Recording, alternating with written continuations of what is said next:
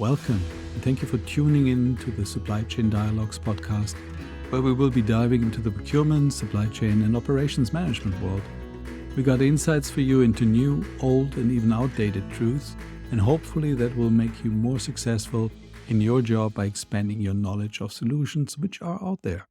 My name is Daniel Helmig, your host for the show. I ran supply chains, procurements, and operations globally in 5 industries for more years than I care to remember. And I'm Amy, the AI-generated co-host voice of the show. I will ask the questions and provide from time to time facts and figures provided from my other AI siblings. Thank you, Amy, and let's dive into the show. Today I'd like to talk with you about procurement on steroids, or getting real margin improvement via us great folks in procurement. We will talk about the sorry state of companies right now when it comes to procurement in most areas, go a little bit deeper in terms of why that is the case. Then I have an opportunity for you to go through 10 questions with me and assess whether or not you are already having the muscles that you would like to have in procurement, or whether you can use some steroids here.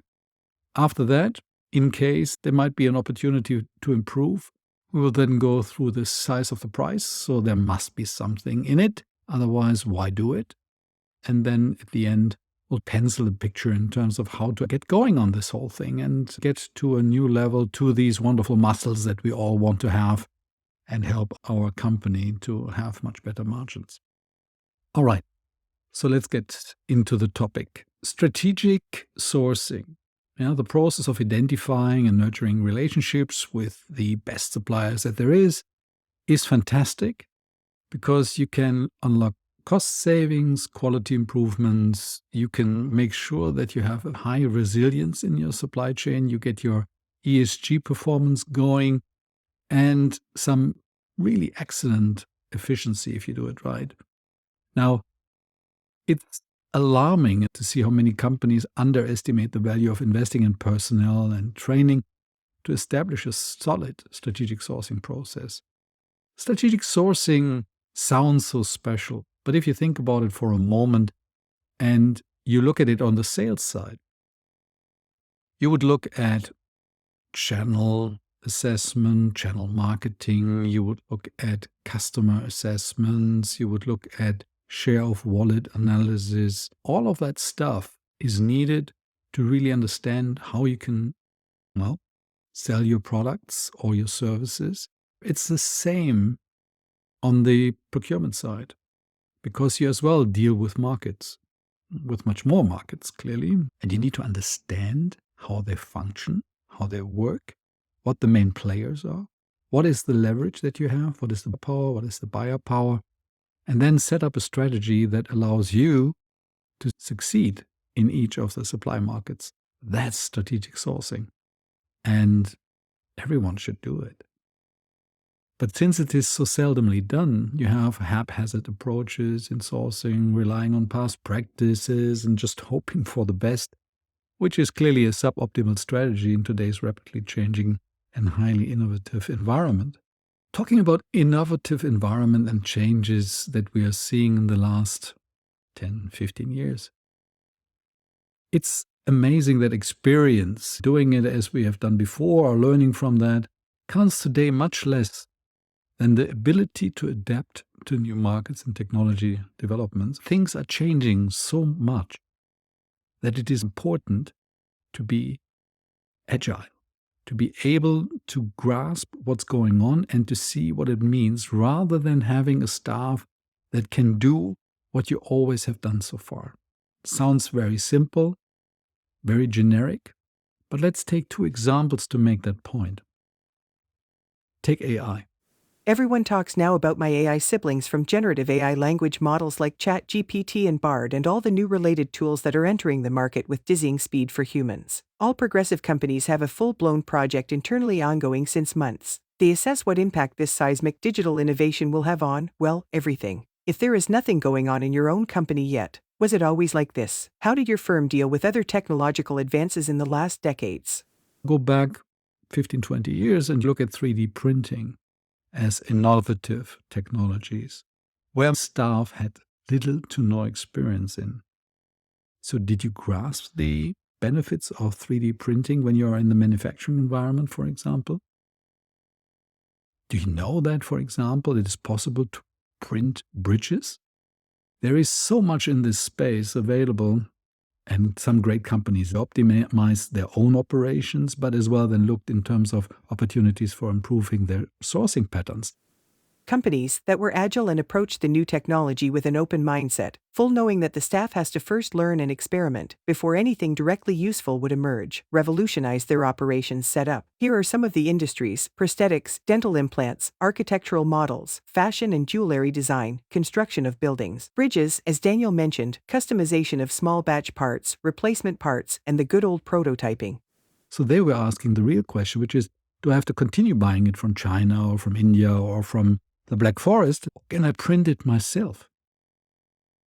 And with less inventory and. Or when you take the AI example, where there was already a lot going on in the past, but very little companies utilized the capability of bots, they could ask as well, okay, do I have to run a service center in Ireland, in Bangalore, or around the corner?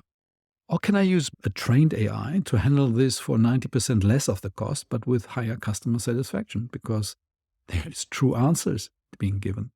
Now, back to the main topic. So the development of category strategies is essential for effective strategic sourcing. It's the blueprint that you set up and then have to follow after. This process involves, like on the sales side, analyzing market demand, regulatory requirements, technological advancements, and clearly the players, the suppliers, globally, that you have to understand to make informed decisions. Unfortunately, from my experience, 80% fall into one of two categories when it comes to strategic sourcing, which really is miserable. We'll talk about the third category after that. Let me talk about them a little bit. The first category, which affects approximately 30% of companies, involves functional procurement experts who create detailed maps of current and future demand and market landscapes, along with strategy for optimization. Wonderful pieces of work, greatly done.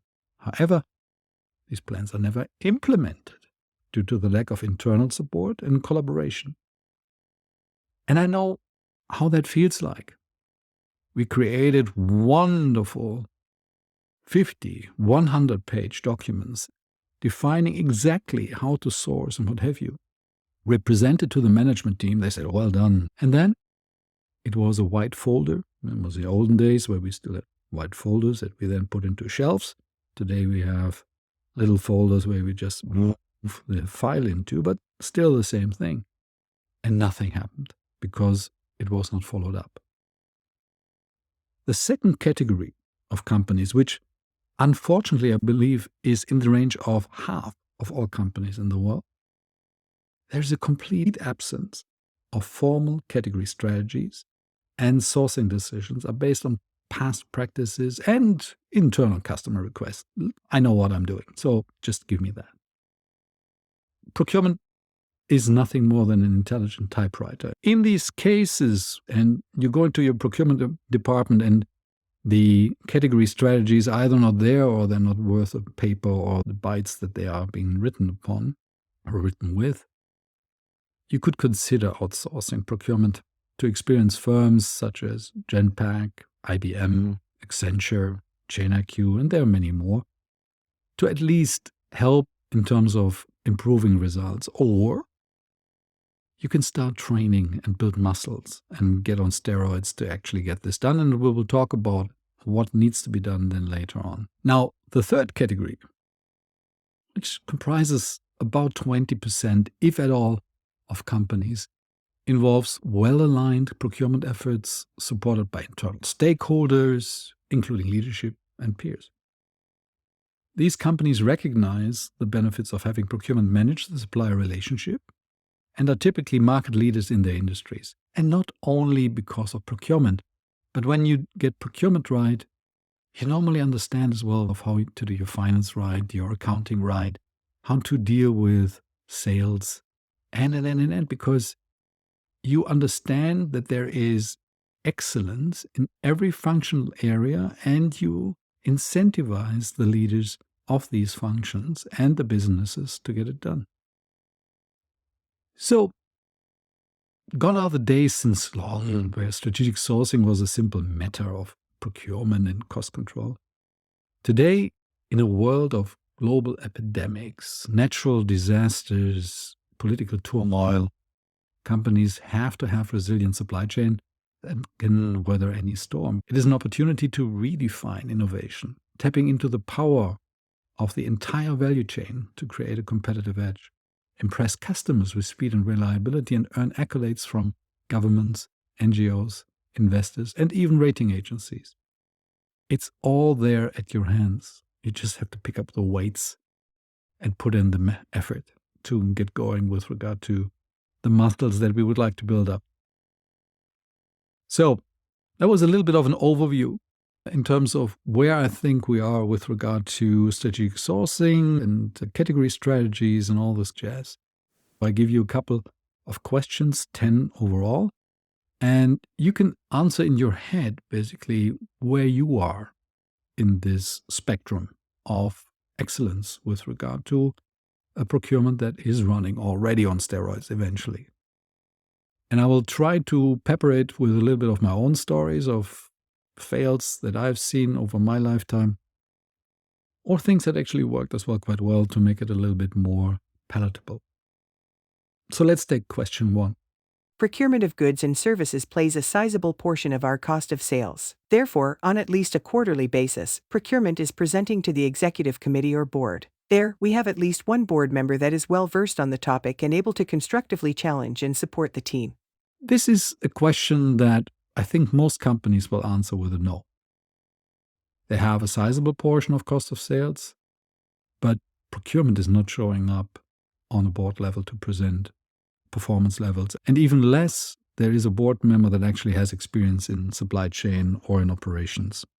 Board members today have experience in finance, they have experience in legal matters, sometimes in sales, and if you're really, really lucky, they have experience in operations of the products that you're actually selling. But very seldomly you have a board member that has even a faint understanding of how supply chain works, which is a pity because in most manufacturing organizations, 60 to 80% of the cost of sales are actually coming from suppliers, are being bought in. And if you have an efficient procurement organization and a great supply chain, you will have as well a great product. You will have as well great margins. You will as well have delighted customers. If you don't, well, you are in a completely different situation here.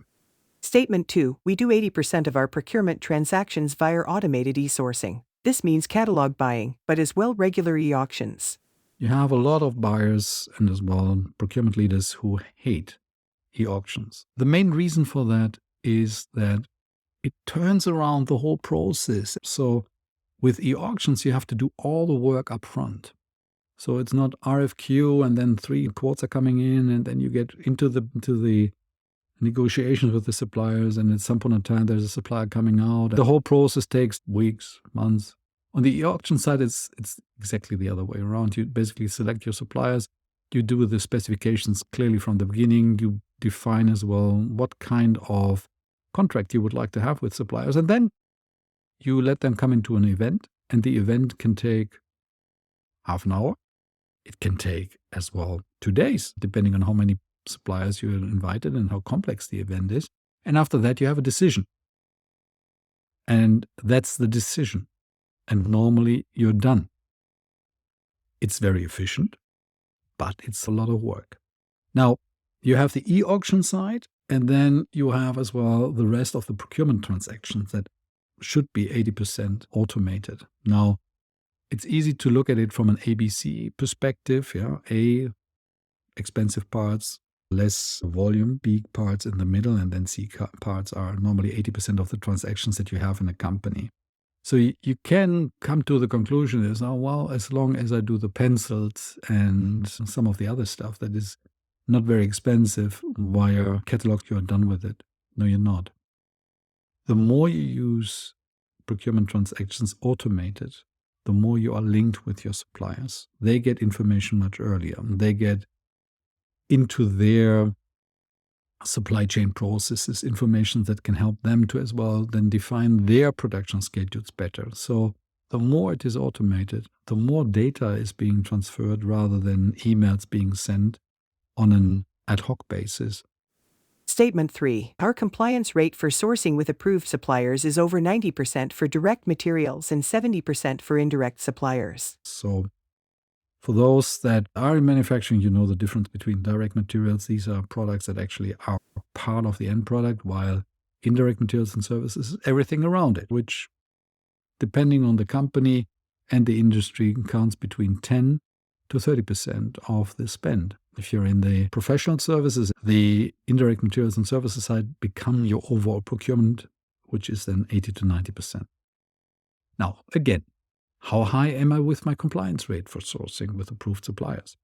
And that's quite interesting. Even if, and that goes to the 30% of companies that are doing actually good strategies, you do the category strategies, you come up with the right suppliers, you want to basically utilize them, and then you track the sourcing that you actually do with these suppliers. And surprise, surprise, if it's not completely aligned with your internal customers, the percentage that you actually have with these approved suppliers is relatively minor. It should be up to 90% for direct materials, which shows you then a complete integration between your strategic sourcing process, your category strategies, and your customers. And with that, you are as well safer, because when you have done a good job on that, you have good quality suppliers selected. You have suppliers selected that are, from a resilience perspective, good. You have good, from a cost perspective, great suppliers. And then why would you not source from them? The reality is that in most companies, the compliance rating for sourcing with approved suppliers is much less than 90% for direct and much less than 70% for indirect materials and services. And, without compliance, unqualified and poorly selected suppliers, often without good contracts, walk in your offices and deliver parts that end up finally in the hands of your customers. Why would anyone do something like this? Even as an AI-generated voice model, I think I would have had more brains. But in the words of Spock, the Vulcan character from Star Trek, this situation would be defined as, "This is fascinating and highly illogical." And now, to something thankfully different. Statement 4. We have a strategic sourcing process in place, and our procurement professionals are certified externally by institutions such as SIPS, ISM, EIPM, or other national bodies. They therefore have the license to buy and will spend our cash diligently. Well, that's an interesting one. If you sit in an airplane, do you want to have a certified pilot or just someone from the street? If you have your shiny family car, do you just let anyone drive it in your family, or do you at least expect that the person has a driver's license? It's amazing if you then look into the commercial world. When you look at finance, there you need to be a certified accountant, a CPA, before you basically touch any books. When it comes to procurement, the certifications that are being requested for most companies are non-existent. The training that is being provided to buyers or people in the supply chain is as well mostly very limited.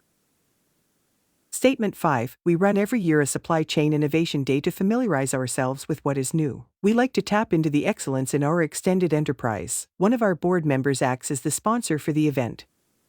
We had regularly supplier days where companies from around the world came to us and showed engineering to manufacturing and clearly as well to procurement. What is going on? What is new? What is great?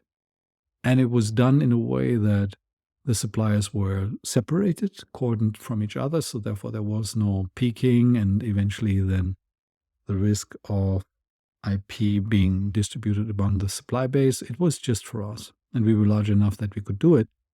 But you can do that as well nearly in every company, because everyone wants, every company would like to sell.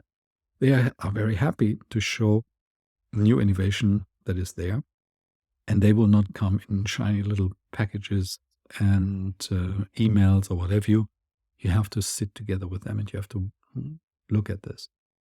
Board members act as sponsors. Again, one of these topics where board should be much more involved in supply chain. because it is a massive amount of cost and benefits that you can get out of that. And having a board member as a sponsor helps a lot in terms of getting the right focus and bringing some of the new innovations as well directly into the board and say, hey guys, do you know what I've seen? And this is great, and we have to go into this, and let's put a special project on that. Yeah, that's where innovation really can make a difference. And if you think about all the R&D spend that is happening with all your suppliers, it dwarfs the amount of R&D spend that you have in your own company alone. So the probability that there is something being developed that could actually be meaningful for you is sizable. The automotive industry does it very well. Computer industry as well. Statement 6. Our buyers utilize all commercially known tools such as Porter's 5 forces, global supply market analysis, linear performance pricing, total lifecycle cost analysis, and, most important of all, cost estimating. And these are just the cost tools. There are many more in all the other areas. I found it always amazing when I entered new companies or I dealt with procurement colleagues, how little buyers knew about just the standards of procurement. Porter's 5 forces is there since 30, 40 years. If you understand it, you understand how to deal with the market. If you don't understand it, well, good luck. Global supply market analysis, linear performance pricing. If you buy a lot of stuff in one category and have many different parts, linear performance pricing gives you an opportunity to see where the outliers are. And then cost estimating is brilliant. What are the labor costs? What are the material costs? What are the energy costs? What is transportation? What kind of transportation is being utilized? Where are the labor costs being created? Is it happening in Black Forest, in Bangalore, somewhere in Suzhou in China? Yeah. What are any other costs that are coming into that? What are the margins that are being put on that? What is the R&D costs that are going into this? All of that needs to be understood. If you understand that in detail, then you as well can assess what the BOP is, the best of best pricing. Okay, enough said about this topic. Let's go to statement 7. Our executive board receives monthly reports on our supply chain performance in areas such as cost, quality, delivery, ESG, and innovation. Reports which we discuss and analyze. Very interesting. I'm always amazed how many procurement reports are just done for procurement, and how many reports that are prepared by procurement and sent around to everyone and their grandmother are not even being looked at or understood. And well, there is a lot of fault as well with the procurement organizations because they use procurement speak that normally outside of the function no one really understands. So therefore it gets quickly boring. If we assume that supply chain, that the costs that are managed via this, our cost of sales, are 50, 60% of the overall cost of a company, shouldn't we understand it better? Sounds like a doozy to me. Now, over to statement 8. 70+% of our suppliers are linked electronically to our sourcing or ERP system. That goes a little bit back to what I discussed earlier. It is the full connection, EDI, it was called in the olden days, electronic data interchange between the supplier systems and your systems. You would assume it's not even a topic, but you would be amazed when you ask your procurement organization how many of your suppliers are actually linked electronically, and not just in terms of receiving an order or submitting an invoice, but as well shipping information, material cost information, sales and operation planning information, which if you have it, you create an ecosystem that is linked from your customer through your operations to the suppliers in one go, and you can work on optimization. You don't have that, you're more or less just throwing stuff over a wall and hoping for the best. Interlinking of similar topics is a common occurrence in this domain. Recently, Daniel and I recorded a podcast where we discussed the imperative need for developing a digital twin for supply chains. This podcast was aired just last week. Do you feel it now, Mr. Krabs? Now over to statement 9. Our procurement professionals are highly sought after talents throughout the company. I've been working in companies where our buyers were so great and so aligned with their respective customers, with legal, with manufacturing, whatever, that there was a wonderful interchange in terms of personnel. So buyers were making it into the manufacturing world, making it into marketing. and vice versa, because it was an interesting job to have. And if you think about it, being a purchaser, being a buyer, is one of the most fascinating commercial jobs that you can have. I always joke with my sales colleagues and said, okay, you deal in one market, I deal in 500. What's more interesting? But for that, you need procurement professionals that are doing a good job. And this job needs to be seen in the company. And then everyone is going to look after them and say, hey, why don't you join us? And vice versa. And if you have a good leadership team, you let them go, because the best people need to move. Now finally, Statement 10, short and sweet, our outsourced processes perform to our satisfaction consistently. Now, what does it mean? It's normal that some of the areas can be done more efficiently outside, but then it needs to perform as well effectively going forward. So whether it's now a product or a service, you need to be satisfied with the performance still 2, 3, 5 years out, both in terms of cost, but as well in terms of the statement of work levels that are being done. Now, this is work from a contractual perspective that procurement needs to do, and make sure that the contracts are good enough so there are swim lanes in which the supplier operates.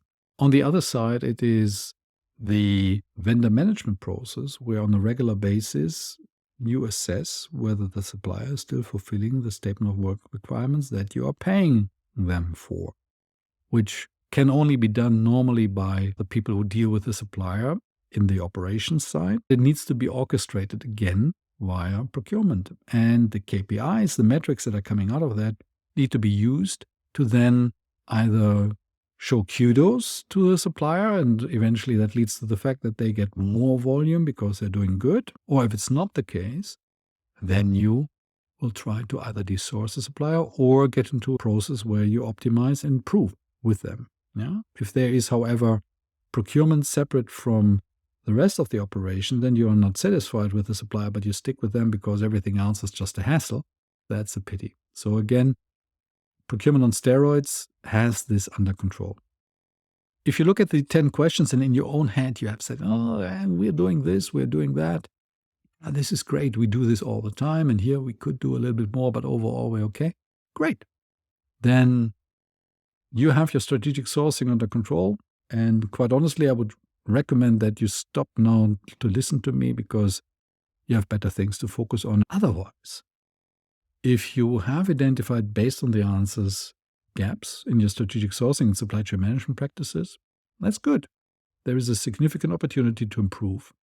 And you get more resilient, you will have better sustainability and profitability in your organization if you do it right.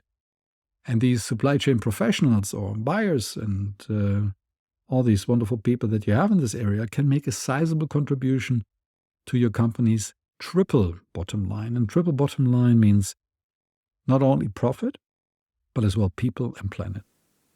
So I could start now talking a lot about indirect and direct benefits along the lines of innovation, resilience, and market disruption. Sounds all great, but if push comes to shove and you're far away from a strategic sourcing process, what you need to look first is stick with the money trail. So in the short term, you should establish a cost reduction target that is X plus 2% than what you have today. So if you have 3%, it should be 5%. If you have 2%, it should be 4%. And that's for the next 2 years. And that's equals as well then the amount of savings that you get. And when you do it right, as well, the gross margin improvement level. So for a company with $1 billion of external spend, the EBIT improvement can be short-term 20 to 30 million per long-term. When you basically have your muscles pumping on a regular basis, the improvement opportunity is 50 plus million per annum. And I've seen it working. I have done it, and my teams have done it over and over and over again. And if you think about it, how many headcounts would you have to reduce to get a similar perpetuity effect? So I always say the poor man's solution to a cost problem is firing of headcount, rather than going to the procurement folks and saying, what do you need to actually give me that money? Success can be achieved through focus on developing the skills of the supply chain professionals and competent procurement leader And these procurement leaders, normally after 3, 5, 7 years, they're looking for a new opportunity somewhere else because they get bored, because they've done it, and they have got all the benefits out of that, and then they look in the market, and maybe that's the time that you should look for them. Same with supply chain professionals. Okay. In the long term, and we're still talking about the size of the prize, in the long term, you could set joint targets between sales, operation, and procurement for a 5+% gross margin improvement solely based on internal optimization projects. That is possible. The sky is the limit. It's fascinating what you can do there. Supply chain management can play a differentiating role in that, but as well in your sustainability reporting and permeating beyond the whole supply chain organization. Good. So these are the 10 questions, and as well what the size of the prize is. And I think overall, many companies have a massive amount of opportunity to improve their margins and as well get their overall supply chain more agile as such. So you could ask, okay, how do I do it? And actually, it's not that difficult. Yeah? You just have to set up a project plan that is limited to 24 months. I think everything in a company should be done 24 months, longest 36 months. So you can call it 1,000-day plan. Because in 3 years, everything is changing anyhow. And that can be your CEO, that can be the market. The project should be overlooked by either the COO or the CFO. And the head of procurement should lead the effort. So he or she should be the lead of the project, not the sponsor. Arm deep into the project. And the first objective then is to establish measurable business targets. That's the reason why the COO or CFO are so important there. They have to define, what do I want to get out of this? And then assess the current status quo. That's then done by the head of procurement, eventually with external support if needed. And then create a preferred strategic sourcing process that addresses these targets and set them up with cross-functional teams. And that's important. It's not a one-trick pony done by procurement somewhere in a cellar or in some office. It needs to be a kumbaya singing of a lot of departments. So therefore, a good strategic sourcing process as well includes at the beginning kind of like a standard training for people that have normally not that much to do with procurement and do not want to have that much to do with procurement, which is absolutely okay. But some of the strategies that procurement utilizes needs to be understood for everyone involved, and then see, okay, that's great because it has an impact on our budget or overall on the profitability of the company. Then a weekly task force has to be set up with clear objectives based on what has been set as targets, and monthly report outs of the project progress have to be provided to the COO or CFO by the head of procurement, highlighting key performance indicators such as number and spend of volume with qualified suppliers. We talked about this before. Percentage of spend covered by approved cross-functional category strategies. We talked about this before. Clearly cost reduction, because we're not just doing that for the fun of it. And the number of sustainability incidents that have been mitigated or are still open. And to ensure continued success, then the sourcing compliance rate and the number of suppliers accounting for 80% of the spend have to be monitored, as well as the reduction of cost and the number of supply chain risks. I'm not saying necessarily supplier reduction. That can be a tool, but it needs to come out of the category strategies. Yeah? Otherwise, it doesn't really mean that much. Having less suppliers doesn't mean that you automatically reduce cost. The potential for digitalization and automation in this whole topic is fascinating. And then there is as well the opportunity that today with AI and bots, not everything that we buy needs to be done by a human. Risk levels associated with a project are relatively low because strategic sourcing is expected to mitigate risk and improve margins. And I've done it several times in companies where procurement, when I came in, was in the enterprise risk management process was shown as red. 2 years later, we did not even appear on the report again because everyone was happy with how we mitigated the issues that were there. Can be done. Again, not rocket science. And the cost of the project overall will depend on the current level of procurement excellence in IT, systems within the company. So therefore, when you go through the 10 questions and you come to the result that you're very far away from that, it might be a little bit more costly. You might actually as well have to hire a few more people or different people to get in there. You might as well have to do something about the IT systems. And I'm not saying here buy large and expensive ERP systems. That's not the case any longer. Today it's small and beautiful. And then link them via data lakes. And they are fantastic procurement systems out there overall. I can guarantee you that your procurement people and the supply chain people will be very happy because they feel recognized. They can do together with their customers something which is meaningful, and it's a great job. Now, it's not all unicorns and rainbows. You have to as well look out while you go through that in the change management process that you will receive specifically at the beginning a lot of lip service, compliance from business and functions. Everyone says, yeah, I support you, no problem. Yeah, that's good. But don't touch my supplier. And that will not work. Yeah? So there will be as well negative reactions from long-term suppliers that if you start with category strategies and you realize, oops, we're paying way too much, or that supplier is actually not delivering and there is a much better supplier who sits in the Black Forest or in Sweden or in Spain, they will be loud.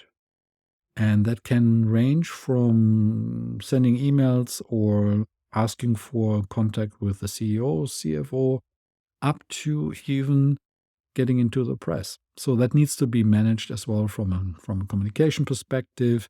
But overall, the argument is very simple. Everyone has the right to have a professional procurement organization and source as effectively as possible. That's for the suppliers the same as it is for you. So the head of procurement is responsible for ensuring that procurement handles its approved role with diligence and a focus on both internal and external customers and stakeholders. While this is all going on, it needs to be a positive way of how to deal with suppliers and with the internal customers, and then it will work out very nicely. Okay? Thank you very much for tuning in to the podcast in terms of procurement on steroids or how to improve margins for real. I hope there was something in it that you can utilize. If you have any questions, ping me on my webpage, helmicadvisory.com. Thank you very much for listening. And with that, all the best. Goodbye.